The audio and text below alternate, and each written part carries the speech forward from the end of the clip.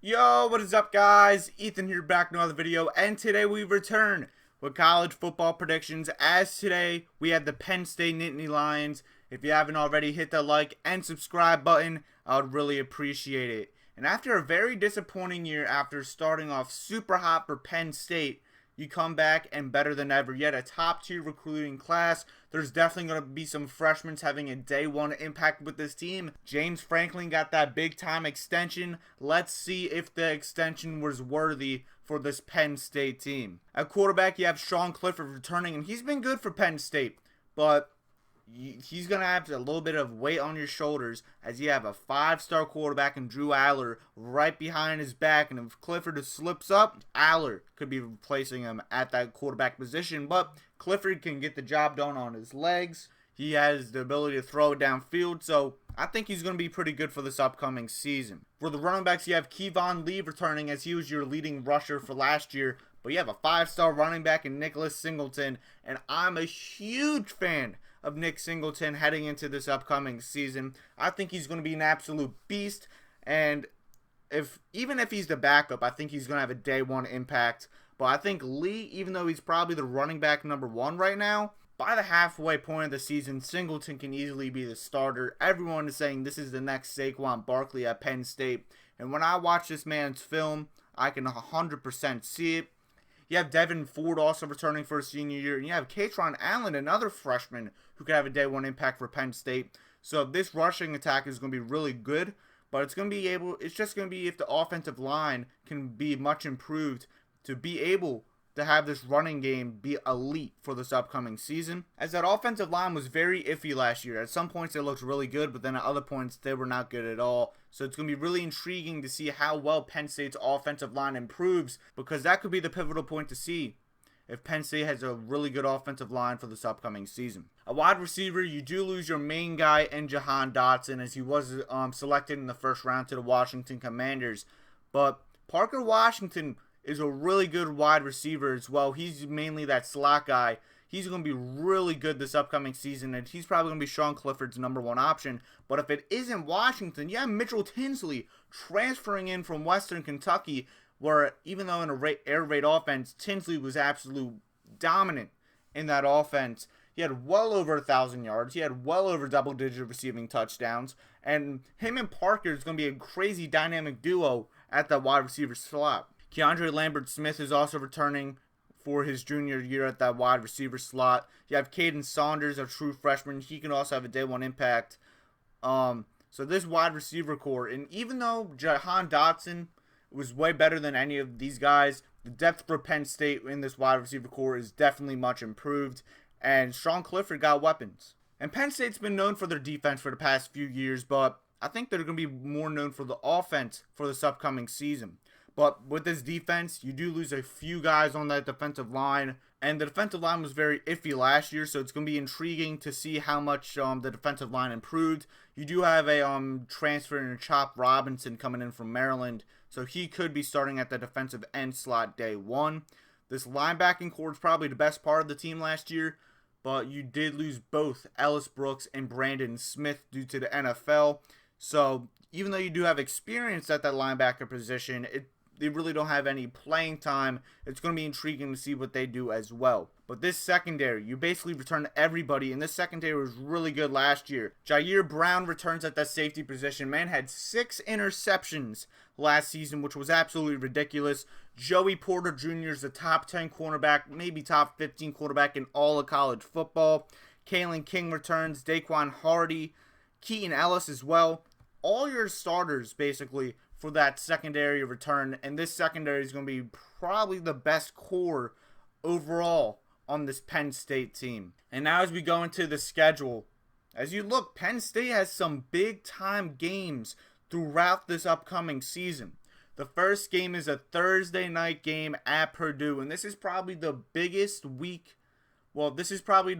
game on that Thursday night for week one, if it's not West Virginia Pitt. And I have Purdue winning this game.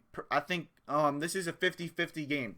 If you know my channel, I always have the home team winning in these 50-50 games. Purdue is the home team in this case, as I have Purdue winning this game at home versus Penn State. I think Purdue's defense is going to be able to slow down this offense, as this offense is just starting to figure a few things out. Purdue's going to win a close game at home. Next game, you host Ohio. I'm not going to waste your time. Penn State will win this game at home. Third game, you have to go down to Auburn and face the Auburn Tigers, and this is another 50-50 game. And even though I think Penn State has the talent edge, I think Jordan-Hare is going to come out in this game and they're going to be so loud. Auburn almost beat Penn State at home last year during the whiteout, and I think Auburn's just going to want revenge.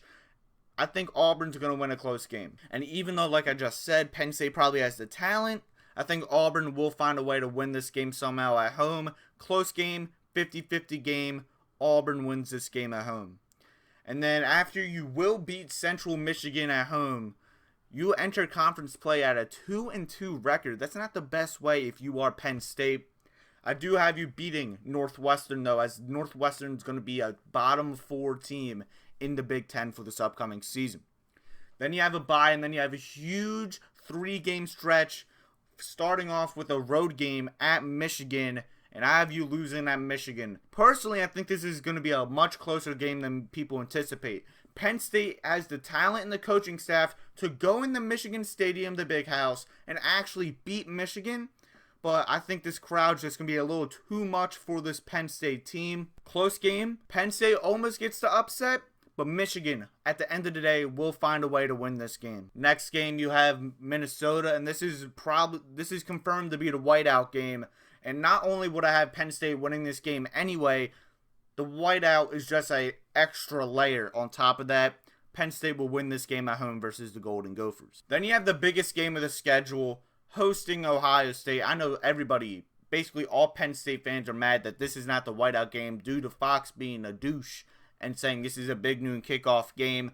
Close game. I think this is probably going to be the closest game Ohio State has all season, but Ohio State will find a way to win this game. This is going to be a close game in my opinion. Well, with Ohio State, a close game could be a 10, 13-point game, but I just think Ohio State has way too much talent compared to Penn State. But this atmosphere at Penn State is going to be crazy. Do not be surprised if the Nittany Lions pull off a massive upset, but I think the Buckeyes find a way to win on the road. The next game, you're at Indiana. I think Indiana is going to be the worst team in the Big Ten this year, and even though it's on the road, Penn State will find a way to win this game. Next game, Penn State hosts Maryland. And I think this is just overall a bad matchup for Maryland. They're going to be pass heavy. Penn State's secondary all returns. I think Penn State will win this game at home versus the Terrapins. Next game, you're at Rutgers. This is probably a trap game. You're looking at that final game, a home game versus Michigan State. You could slip up versus Rutgers, but I think at the end of the day, Penn State will win this game, but could be a little bit closer than people anticipate. And to end the season, you host Michigan State. And after losing all of your top games on the season, I think Penn State will end the season on a positive note, as you will beat Michigan State at home. Also, I think they will be able to score on this Michigan State defense, and I do think Penn State will just have a nice flow to end the season, as I have the Nittany Lions ending the season on an 8-4 record with losses at Purdue, at Auburn, at Michigan, and a home game versus Ohio State. Now, before I end this video, this Penn State team is so boomer bust in my opinion. You look at this schedule, you are capable to win every one of these games. And you may be saying, why is the ceiling not 12-0? Because knowing this Penn State team and James Franklin, they are bound to slip up at least once on this schedule. You could beat Ohio State at home, but then you could lose at Michigan. If you somehow win at Michigan, then you probably lose versus at Ohio State, or you've already lost at Purdue or at Auburn. I think the floor for this team for Penn State, though, is 6-6. There's too much talent on this team for Penn State to not make a bowl game, in my opinion. But with this schedule and these games, Penn State's floor is 6-6. But if you get everything clicking, and this is a season reminiscent to that 2016 season, this Penn State team has the capabilities to go 11-1 on this schedule.